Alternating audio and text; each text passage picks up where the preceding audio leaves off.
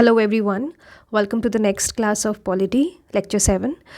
इसमें हम लोग prime ministers and council of minister का रिवीजन करने वाले हैं। साइमल्टेनियसली हम स्टेट एग्जीक्यूटिव के चीफ मिनिस्टर और गवर्नर का भी रिवीजन करेंगे। So let's start. सबसे पहले तो प्राइम मिनिस्टर जो होते हैं, जैसे हम लोग ने पहले पढ़ा था कि जो प्रेसिडेंट है वो हेड ऑफ़ द कंट्री है, ठीक है। ही इज़, जबकि जो प्राइम मिनिस्टर होते हैं वो हेड ऑफ़ द गवर्नमेंट होते हैं, ठीक। प्रेसिडेंट डिज्योरे हेड है और प्राइम मिनिस्टर जो है वो डिफैक्टो हेड है। प्रेसिडेंट जो है वो नॉमिनल हेड है और प्राइम मिनिस्टर जो है वो एक real head of the country है, ठीक है। और इसी के बीच में एक काउंसिल ऑफ मिनिस्टर भी होता है। काउंसिल ऑफ मिनिस्टर के अंदर ही प्राइम मिनिस्टर आता है। प्राइम मिनिस्टर इसको लीड करता है एक तरीके से, ठीक है। आर्टिकल 352 सब क्लॉज 3 में जो था उसमें ये शब्द कैबिनेट आया है, बस इतना ही शब्द आया है कैबिनेट। काउंसिल ऑफ मिनिस्टर नाम का कोई भी शब्द नहीं है हमारे कॉन्स्टिट्यूशन में, बस कैबिनेट इंक्लूड हुआ था आर्टिकल 352 सब क्लॉज 3 से 44th कॉन्स्टिट्यूशनल अमेंडमेंट एक्ट 1978 के तहत। उससे पहले और अदरवाइज़ और इसमें कोई वर्ड है नहीं, ठीक है। सो जैसे जो प्राइम मिनिस्टर है, फिर उसके बाद कैबिनेट हो गया, फिर स्टेट के मिनिस्टर्स हो गए एंड देन डेप्यूटी मिनिस्टर्स है। तो ये एक चक्र चलता रहता है कि प्राइम मिनिस्टर है, उसके अंदर कैबिनेट है, फिर कैबिनेट के अंदर स्टेट के मिनिस्टर्स हैं, स्टेट के मिनिस्टर के अंदर डेप्यूटी मिनिस्टर्स हैं। तो ये एक हायरार्की मेंटेन करके रखी गई है, ठीक है। अब जल्दी से we will be heading to articles related to prime ministers, और इसी के साथ साथ हम लोग स्टेट के यानी चीफ मिनिस्टर्स के भी आर्टिकल्स देख लेंगे, ठीक।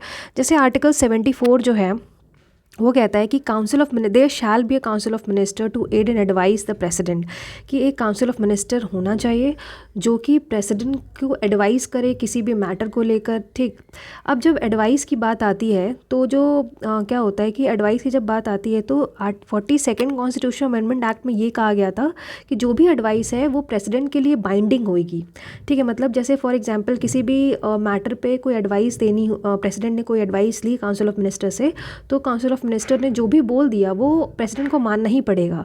बट फिर again 44th constitution amendment act आता है, उसने ये बोला कि एडवाइस बाइंडिंग नहीं है। मतलब एक बार प्रेसिडेंट, जैसे मान लीजिए कोई लॉ है, ठीक है, उसका एडवाइस प्रेसिडेंट ने काउंसिल ऑफ मिनिस्टर से ली, तो काउंसिल ऑफ मिनिस्टर ने उसका जो प्रेसिडेंट ने कहा उसके ऑपोजिट कुछ बोला कि नहीं ऐसा नहीं होना चाहिए, बट प्रेसिडेंट आप उसको रिकन्सिडर करिए, तो प्रेसिडेंट के पास रिकन्सिडरेशन के लिए जाएगा।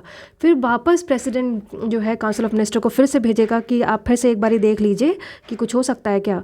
एंड देन अगर फिर से काउंसिल ऑफ मिनिस्टर ने कह दिया कि नहीं कुछ नहीं हो सकता, तब फिर उसके बाद वो बाइंडिंग हो जाएगा। मतलब एक बार जो है वो प्रेसिडेंट की जो एडवाइस है वो नॉट बाइंडिंग होगी, ऐसा 44th कॉन्स्टिट्यूशन अमेंडमेंट एक्ट में लिखा हुआ था, ठीक है।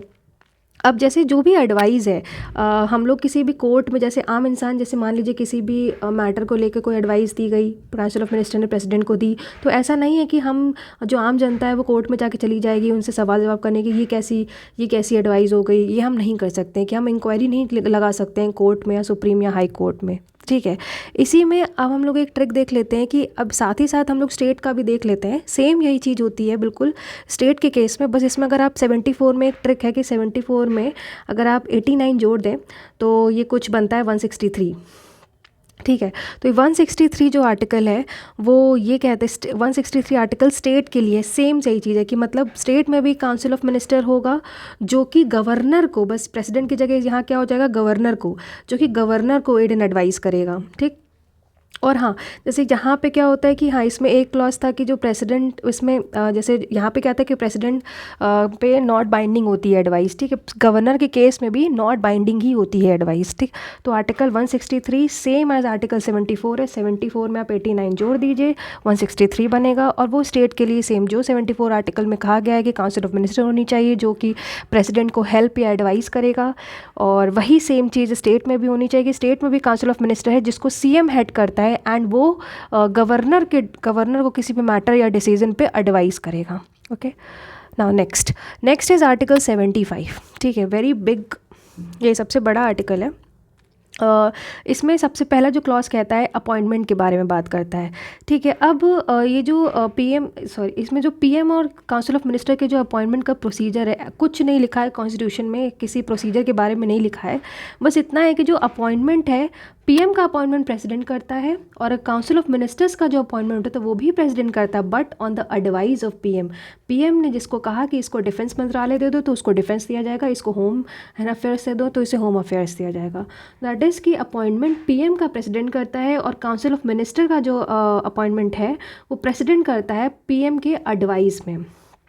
ठीक है, अब इसका भाई 75 सब क्लॉज 1 का ए पार्ट क्या कहता है कि जो काउंसिल ऑफ मिनिस्टर है, मतलब जो काउंसिल ऑफ मिनिस्टर्स है वो 15% से ज़्यादा एक्सीड नहीं कर सकते। मतलब लोकसभा के जो सीट्स हैं, लोकसभा की सीट्स के 15% से ज़्यादा उसी सेम रूलिंग पार्टी के लोग नहीं हो सकते हैं, सिर्फ 15% ही हो सकते हैं। ठीक है, वहीं साइमल्टेनियसली जो है, अब इसी में ही हम लोग अगर जो है 75 में हम लोग 89 जोड़ देते हैं तो ये कुछ 164 बनता है।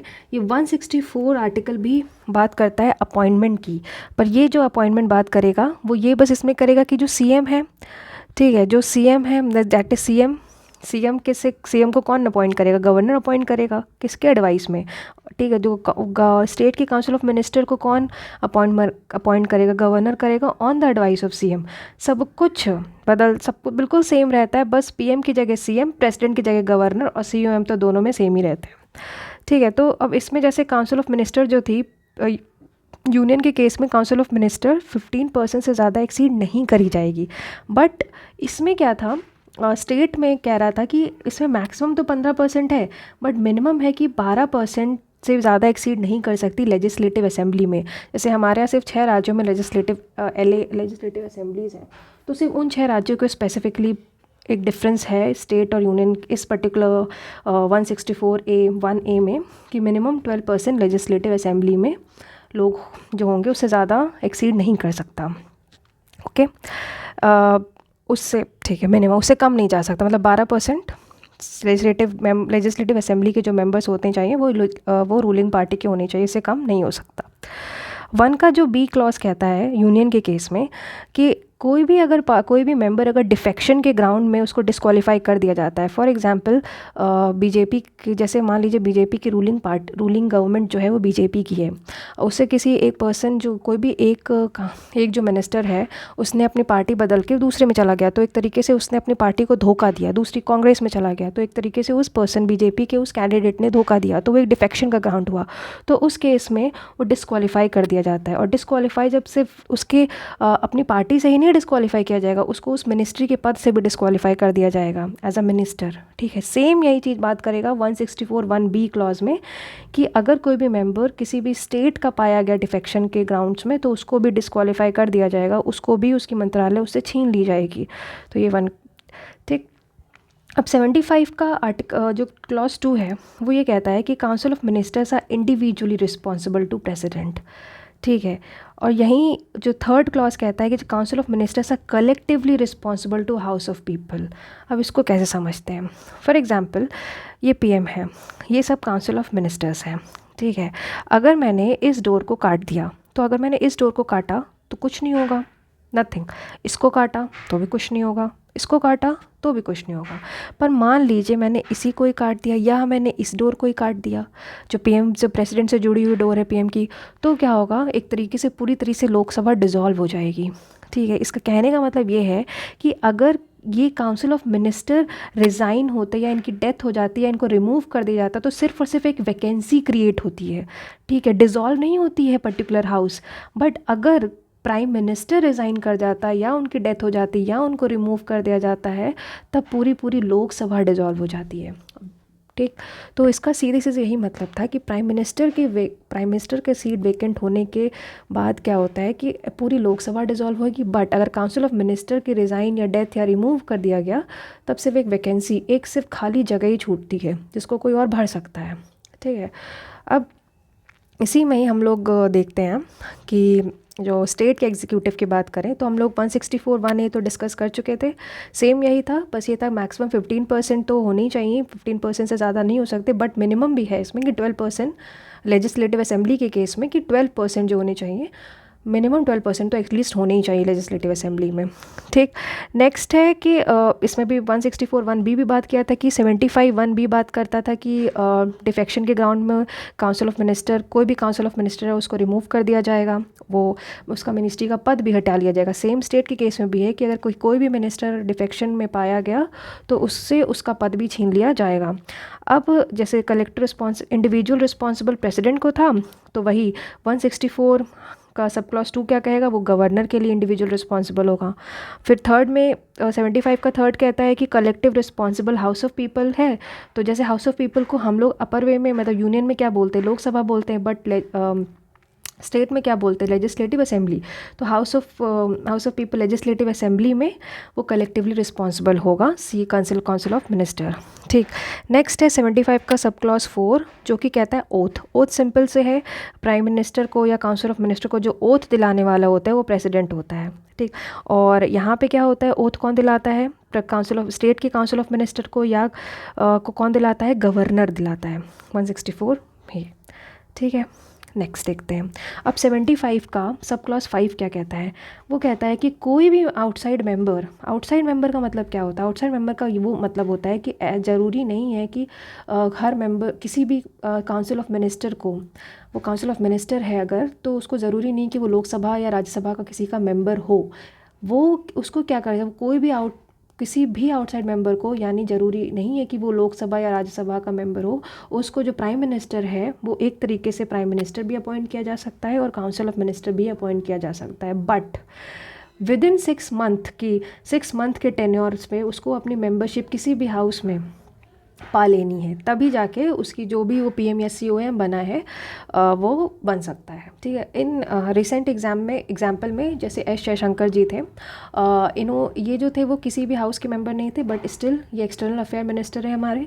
तो इन्होंने बाद में जब ये बन गए, इनको अपॉइंट कर दिया गया, बाद में इन्होंने गुजरात के किसी कॉन्स्टिट्यूएंसी से जाकर लड़ा और वहाँ पे लोकसभा राज्यसभा की सीट ले ली।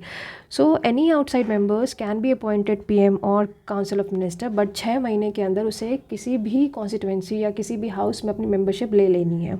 ठीक, अब जैसे ये इम्पॉर्टेंट है कि जो प्राइम मिनिस्टर है वो किसी भी हाउस का मेंबर हो सकता है। जैसे अभी तक मैं बात करूँ तो जैसे इंदिरा गांधी जी, HT देवेगौड़ा जी और मनमोहन सिंह जी जो थे वो हमारे राज्यसभा के मेंबर रह चुके हैं, बाकी जितने भी थे वो लोकसभा के थे, बट अभी जो 3 प्राइम मिनिस्टर जो रह चुके हैं हमारे वो राज्यसभा के मेंबर्स थे। ठीक है, जो 75 जो 6 पार्ट का बात करता है सैलरीज एंड अलाउंसेस, जो भी प्राइम मिनिस्टर या काउंसिल ऑफ मिनिस्टर की जो सैलरी और अलाउंसेस के बारे में जो पार्लियामेंट डिसाइड करता है, इनकी सैलरी और अलाउंसेस जो है वो पार्लियामेंट डिसाइड करता है। तो वो लिखा है 75 के सब क्लॉज आर्टिकल 75 के सब क्लॉज 6 में। एंड सेम अब जो 75 सब क्लॉज 5 था उसमें ही सेम 164 सब क्लॉज 5 भी यही कहता है कि कोई भी आउटसाइड मेंबर जो है वो CM या फिर काउंसिल ऑफ मिनिस्टर बन सकता है, बस 6 महीने के अंदर उसे किसी भी हाउस की मेंबरशिप को गेन कर लेनी है। और जैसे 6 सैलरी अलाउंसेस 75 का सब क्लॉज 6 बात करता है salary and allowances of PM या काउंसिल ऑफ मिनिस्टर, वैसे ही 164 का सब क्लॉज 6 बात करता है salaries and allowances of chief minister और या फिर स्टेट के council of ministers. Okay, next है आर्टिकल 176। ये आर्टिकल 176 बात करता है attorney general of India. Attorney general of India को हम लोग स्टेट में बोलते हैं एडवोकेट जनरल ऑफ स्टेट। ठीक है, 165 76 में अगेन हम लोग 89 जोड़ते हैं, देन 76 में अगर हम लोग फिर से 89 जोड़ते हैं तो वो 76 में 89 अगर जोड़ेंगे तो 165 बनता है। तो 165 बात करता है एडवोकेट जनरल ऑफ स्टेट की। ओके, नेक्स्ट है आर्टिकल 77। आर्टिकल 77 जो है वो बात करता है conduct of business of government of India. अब देखिए जो भी बिज़नेस होता है इंडिया में, एक्सपोर्ट इंपोर्ट से लेकर जितना भी होता है, ऑर्डर लेजिस्लेशन जो भी होता है, वो सब प्रेसिडेंट के नाम पे होता है। करता कौन है, करता उसे तो prime minister council of ministers है, बट नाम किसका लिया जाता है, प्रेसिडेंट का। सिर्फ एवरी एग्जीक्यूटिव एक्शन जो है वो प्रेसिडेंट के नाम से होता है। कोई भी ऑर्डर लेजिस्लेशन पास होता है वो प्रेसिडेंट के नाम में होता है।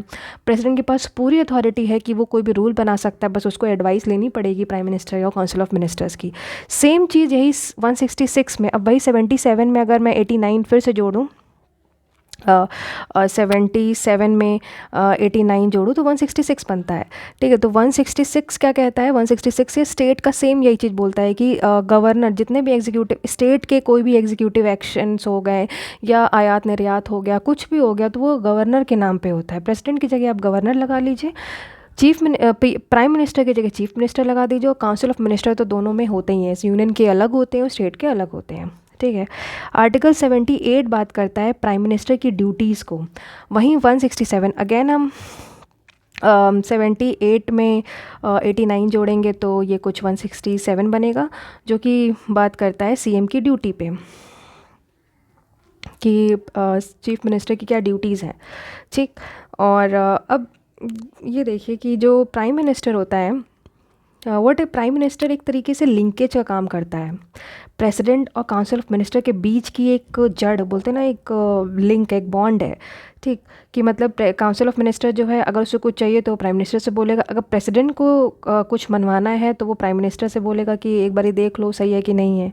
तो एक तरीके से प्राइम मिनिस्टर एक लिंकेज है, एक जोड़ है दोनों के बीच में। वही क्या होता है कि सीएम जो होता है, जो चीफ मिनिस्टर होता है, वो गवर्नर और काउंसिल ऑफ स्टेट के काउंसिल ऑफ मिनिस्टर्स के बीच की कड़ी है। ठीक, नेक्स्ट, अब जैसे हम लोग ने इतना रिवाइज़ किया था, जल्दी से जिस्ट देख लेते हैं कि जैसे 74 जो है, जैसे ये जो मैंने राइट साइड में जो लिखे हैं, जो राइट साइड में मैंने जितना भी लिखा है दैट इज़ योर स्टेट के आर्टिकल्स हैं, और उसी के बिल्कुल मैच्ड आर्टिकल 7 जो लेफ़्ट साइड में लिखा है वो बिल्कुल यूनियन के आर्टिकल्स हैं। जैसे 74 आर्टिकल्स बोलता था कि एक काउंसिल ऑफ मिनिस्टर होनी चाहिए जो जिसको प्राइम मिनिस्टर हेड करेगा, जो कि एडवाइस करेगा प्रेसिडेंट को। 163 क्या कहता है कि एक चीफ मिनिस्टर एक काउंसिल ऑफ मिनिस्टर होनी चाहिए जिसको चीफ मिनिस्टर हेड करेगा, और एडवाइस किसको करेगा, गवर्नर को करेगा। ठीक, अब 75 में बहुत सारे क्लॉजेस थे। ठीक है, अपॉइंटमेंट की भी बात करता है, उसमें रिमूवल की भी बात करता है। तो वही सेम जो यूनियन में फॉलो करेगा वही सेम स्टेट में फॉलो कर रहा है 164 में। 76 का साइमल्ड है 165। ठीक है, कि 76 में क्या बात करता था, अटॉर्नी जनरल ऑफ स्टेट। 165 क्या था, एडवोकेट जनरल ऑफ स्टेट।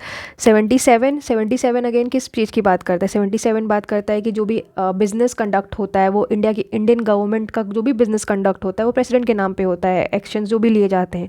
वहीं स्टेट के कोई भी एक्शन होंगे वो गवर्नर के नाम पे लिए जाएंगे। दैन 78 क्या बात करता है, 78 बात करता है पीएम की ड्यूटीज़ से, कि पीएम एक लिंकेज है chief minister, council of minister और प्रेसिडेंट के बीच में। वही सेम 167 बात करता है चीफ मिनिस्टर की ड्यूटीज़ की, कि चीफ मिनिस्टर एक लिंकेज है काउंसिल ऑफ मिनिस्टर और गवर्नर के बीच का। ठीक, इसमें बस एक डिफरेंस था 75 आर्टिकल में, कि हम लोग ने बस ये देखा था कि 75 आर्टिकल में जो मैक्सिमम लिमिट होनी चाहिए वो 15, यूनियन में क्या होनी चाहिए कि 15% से ज़्यादा लोग जो होते हैं वो रूलिंग पार्टी के नहीं होने चाहिए काउंसिल ऑफ मिनिस्टर में, 15% ही इनफ है। 164 कहता है बस एक ही डिफरेंस है कि 15% तो मैक्सिमम, बट मिनिमम एक तरीके से 12% हो गई है। ठीक है, अब पहले ही हम लोग बोल चुके थे कि मतलब जब पहले रिवाइज़ कर रहे थे तो यह था कि हम लोग जैसे यूनियन में प्रेसिडेंट है वैसे स्टेट में गवर्नर है, यूनियन में काउंसिल ऑफ मिनिस्टर है तो स्टेट में भी काउंसिल ऑफ मिनिस्टर। बस ये है कि वो यूनियन के काउंसिल ऑफ मिनिस्टर्स है, वो स्टेट के काउंसिल ऑफ मिनिस्टर्स हैं। यूनियन में प्राइम मिनिस्टर है तो स्टेट में चीफ मिनिस्टर्स है। यूनियन में अटॉर्नी जनरल है तो स्टेट में एडवोकेट जनरल है। वाइस प्रेसिडेंट यूनियन में और स्टेट में ऐसा कुछ नहीं होता है। ठीक है, तो ये थे हमारा बेसिकली ये हमारा प्राइम मिनिस्टर था, काउंसिल ऑफ मिनिस्टर था, including chief minister and council of minister, मतलब यूनियन एग्जीक्यूटिव का एक पार्ट और स्टेट एग्जीक्यूटिव का एक पार्ट कवर हो गया है। ठीक, साइमल्टेनियसली इसलिए पढ़ा ताकि रिविजन जो हो हम इसको रिलेट कर पाएँ। ठीक, एंड बस कुछ नहीं करना है, अगर आपको एक का भी याद है तो आप अगर आपको यूनियन का याद है तो आप स्टेट का आराम से याद कर लेंगे। जैसे 74 में 89 आपको ऐड करना है, 163 जो आएगा वो स्टेट के लिए हो जाएगा। सेम 75 में 89 ऐड करना है, 164 आएगा वो स्टेट के लिए हो जाएगा अगर आपको 75 याद है। या आपको अगर 164 ऐड याद है तो आप 89 माइनस करके स्टेट का निकाल लीजिए, यूनियन का निकाल लीजिए। तो दिस इज़ इट। एंड अब हम लोग नेक्स्ट मूव करते गवर्नर पे। नेक्स्ट टॉपिक है गवर्नर का। तो गवर्नर क्या है, अगेन प्रेसिडेंट की तरह काम करता है, बस ये है कि प्रेसिडेंट यूनियन है तो गवर्नर स्टेट हेड है। सबसे पहले प्रेसिडेंट जो है, जैसे गवर्नर, जैसे प्रेसिडेंट नॉमिनल हेड थे स्टेट यूनियन के, वैसे गवर्नर जो है वो नॉमिनल हेड है स्टेट का, गवर्नर डिज्योरे हेड है स्टेट का, इनको नॉमिनी ऑफ सेंट्रल गवर्नमेंट या agent of central government Nehru ji ने बोला था कि जो गवर्नर होता है वो सेंट्रल गवर्नमेंट का नॉमिनी है या फिर एजेंट है सेंट्रल गवर्नमेंट का। टाइट्यूलर हेड है governor, not a employment under central government. जो गवर्नर है, जो गवर्नर का पोस्ट है वो किसी भी तरीके का एम्प्लॉयमेंट नहीं है, कोई मतलब पद नहीं है सेंट्रल गवर्नमेंट के अंदर, ऐसा सुप्रीम कोर्ट ने बोला था कि वो किसी भी तरीके का पद नहीं है।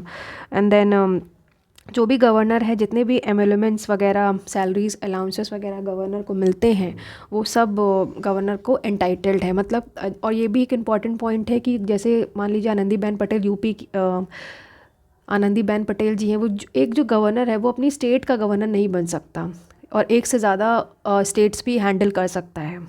ठीक, नेक्स्ट है, अब हम आर्टिकल्स देख लेते हैं। इसका बिल्कुल रिलेट करेंगे प्रेसिडेंट के आर्टिकल से, सेम कि प्रेसिडेंट के कौन से आर्टिकल्स थे और गवर्नर के कौन से आर्टिकल्स थे, कौन से आर्टिकल बिल्कुल सेम है। जैसे आर्टिकल 153 क्या बोलता है, 153 बोलता है कि there shall be a governor. ठीक, और आर्टिकल 52 पढ़ा था हम लोगों ने कि there shall be a president, कि एक गवर्नर होना चाहिए जो कि स्टेट एग्जीक्यूटिव का हेड होगा, नॉमिनल हेड होगा, डिज्योरे हेड होगा। वैसे प्रेसिडेंट भी पढ़ा था कि वो यूनियन एग्जीक्यूटिव का हेड होगा, नॉमिनल हेड होगा। ठीक, 164 फिर क्या कहता है, 154 बोलता है executive power of the states. ठीक है, स्टेट के जो भी एग्जीक्यूटिव पावर, प्रेसिडेंट, गवर्नर के कौन कौन से एग्जीक्यूटिव पावर्स हैं कि जैसे, और आर्टिकल 53 भी प्रेसिडेंट के एग्जीक्यूटिव पावर की बात करता है। ठीक, इसमें भी कोई वैसा नहीं है कि इसमें हम लोग कुछ नहीं करेंगे, बस जस्ट अ सेकेंड। हाँ, तो इसमें जैसे 52 में अगर हम लोग क्या ऐड करें, 101 ऐड कर लें। ठीक, इसमें भी 101 ऐड कर लें। ठीक, तो 101 ऐड करेंगे तो गवर्नर का बन जाएगा, दैट इज़ इक्वल टू 153, और इसमें ऐड करेंगे 154 तो ये उसका बन जाएगा। वहीं सेम जो है, अब जैसे आर्टिकल 155 क्या कहता है कि जो इसका जो अपॉइंटमेंट है, गवर्नर का अपॉइंटमेंट प्रेसिडेंट कराता है। ठीक है, अब देखो गवर्नर का जो अपॉइंटमेंट, जैसे आर्टिकल 54 और 55 बात करता है, 54 बात करता था इलेक्शन ऑफ द प्रेसिडेंट और 55 बात करता था manner of the election of the president. But governor का तो ऐसा कोई प्रोसीजर होता नहीं है। गवर्नर को कौन अपॉइंट करता है, उसको एक तरीके से उसका अपॉइंटमेंट होता है, कौन करता है, उसको प्रेसिडेंट अपॉइंट करता है। तो आर्टिकल 54 और 55 तो प्रेसिडेंट के इलेक्शन के बारे में बात करता है। 54 इलेक्शन है, 55 किस तरह से उसका इलेक्शन होगा, मैनर ऑफ इलेक्शन की पढ़ा था हम लोग ने 54 में कि इलेक्शन इसका इलेक्टोरल कॉलेज में क्या क्या होंगे।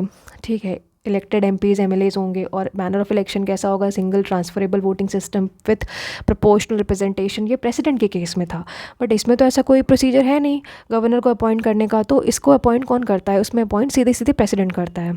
ठीक है, तो ये आर्टिकल 155 जो कहता है वो, जैसे अब इसी में मैंने 101 बस ऐड कर दिया तो ये बना 155, तो ये बन गया अपॉइंटमेंट ऑफ द प्रेसिडेंट। अब इसके टर्म की बात करेंगे, 5 ईयर्स। इसका जो टर्म 156 आर्टिकल क्या कहता है, इसका जो टर्म है वो 5 ईयर्स है, 5 साल है। अब इसमें बस 100, अब क्योंकि हमने एक ऑलरेडी उसमें दे दिया था, एक यहाँ पे ऑलरेडी माइनस हो चुका है, बिकॉज 54 55 आर्टिकल्स कंबाइन प्रेसिडेंट के इलेक्शन के बारे में बात करते थे और यहाँ पे एक ही आर्टिकल है, तो इसमें सिर्फ 100 ऐड कर देंगे तो ये बनेगा 156 बना। दैट इज़ टर्म, इसका जो टर्म है वो 5 ईयर्स है। ठीक है, उसका जो टर्म है वो 5 ईयर्स है गवर्नर का। अब 157 बात करता है क्वालिफ़िकेशन की। क्वालिफ़िकेशन में 2 मेन क्वालिफ़िकेशन है गवर्नर के, कि वो 35 ईयर्स का एज का होना चाहिए और वो इंडियन सिटीज़न होना चाहिए। ठीक है, इंडियन सिटीज़न होना चाहिए एंड 35 ईयर्स ऑफ एज का होना चाहिए। 58 भी यही बात करता है, 58 भी उसकी क्वालिफ़िकेशन की बात करता है। ओके, सो 58 भी क्वालिफ़िकेशन की बात करता है। ओके, 157। ठीक है, अब जैसे अब कोई भी पर्सन, हम लोग ने पहले भी डिस्कस कर लिया था कि कोई भी पर्सन होता है दो से ज़्यादा स्टेट का गवर्नर बन सकता है। ये कहाँ, ये किस में बोला गया था? 7th कॉन्स्टिट्यूशनल अमेंडमेंट एक्ट 1956 में हुआ था, जिसमें ये बोला गया था कि कोई भी पर्सन है वो गवर्नर दो या दो से ज़्यादा स्टेट का बन सकता है। ठीक, अब इससे रिलेटेड जो अब नेक्स्ट कुछ आर्टिकल्स हैं, जैसे आर्टिकल 158 क्या कहता है? Article 158 conditions of office of governor की बात करता है। सेम आर्टिकल 59 क्या बोल रहा था? प्रेसिडेंट के क्या कंडीशंस थी कि वो किसी भी हाउस का मेंबर नहीं होना चाहिए, कम से कम इलेक्शन चुनाव से पहले उसने किसी भी एक हाउस की सदस्यता उसके पास होनी चाहिए, राज्यसभा की सदस्यता होनी चाहिए। सेम यही चीज़ जो है 158 यानी गवर्नर के केस में भी यही कहती है कि वो उसके पास उसकी क्या क्या कंडीशन है कि वो किसी भी हाउस का मेंबर नहीं होना, ना वो लेजिस्लेटिव ना एलसी का होना चाहिए, ना एलए का होना चाहिए। ठीक, 159 बोलता है ओथ के बारे में। ओथ इसको कौन दिलाता है? ओथ उसको दिलाता है chief justice of high court. High court का चीफ जस्टिस जो है वो ओथ दिलाता है। फिर 160 जो बात करता है वो discharge of functions of governor के फंक्शंस का डिस्चार्ज। जैसे गवर्नर का अगर प्लेस वेकेंट हो गया तो उसके फंक्शंस किसके पास जाएंगे? ठीक, 161 जो बात करता है वो गवर्नर के पार्डनिंग पावर में बात करता है। और 72 उसका साइमल्टेनियस जो है वो 72 पार्डनिंग पावर ऑफ प्रेसिडेंट की बात करता है कि प्रेसिडेंट के पास जो माफ़ करने के कौन कौन से पावर होते हैं। डिफरेंस इसका यही होता है कि दो केसेस में यानी कोर्ट मार्शल और डेथ सेंटेंस में गवर्नर के पास कोई भी पार्डनिंग पावर नहीं है, बट प्रेसिडेंट के पास वो सारी पावर्स हैं, वो कोई भी केस में पार्डन कर सकता है अगर उसे सही लगे तो। 162 क्या बात करता है? Extent of executive power. ये होती है गवर्नर की पावर्स का एंड। अब जैसे इसमें भी यही था, हम लोग ने ये देखा था कि इसमें 101 ऐड किया। एक मेरा ग्लिच हो गया था, गैप हो गया था। 55 इलेक्शंस की बात करता था, पर यहाँ पे तो सिर्फ एक ही आर्टिकल है तो मैंने एक ही में 101 ऐड किया। फिर उसके बाद 56 में 100 ऐड किया। 156 में ना जो टर्म 5 साल का बात करता है।